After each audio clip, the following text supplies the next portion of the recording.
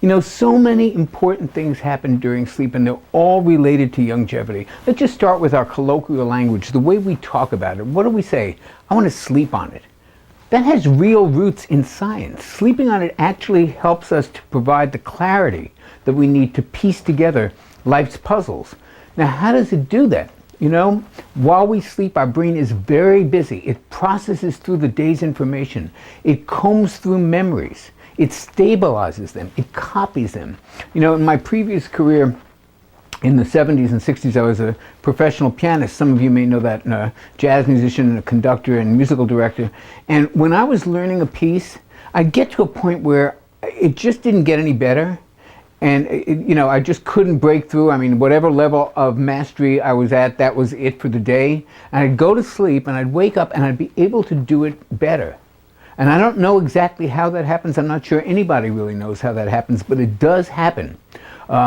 Sleeping on it really does solidify things and helps you to sort through data and maybe get rid of the stuff that is extraneous and not important, and you have a new clarity in the morning. Sleep also serves as a kind of junk filter. It decides what's important to keep and what's not important to keep. Now, I've got some pictures of brains for you.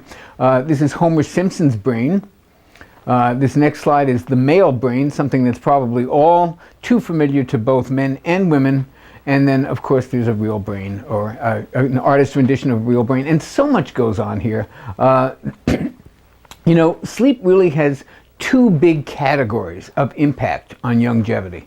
And one of them really starts with the brain. I mean, well, actually, both of them start with the brain. But one of them really has to do with keeping a young brain. You can't really have longevity or be youthful in any way unless your brain's young. You know, so anything that helps your brain function better, think better, remember better, it's going to be a positive influence on your life.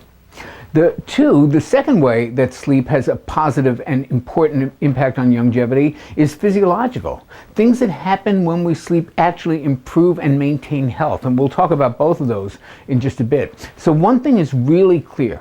We're not sleeping enough. And this is also, by the way, a stressor. Once again, bringing us full circle to how all these 7 pillars are so related, because we had an entire discussion about stress reduction and what's one of the biggest stressors: not sleeping enough. Many people who are dragging around all day, they're just not sleeping enough. So why is this happening, and what can we do about it?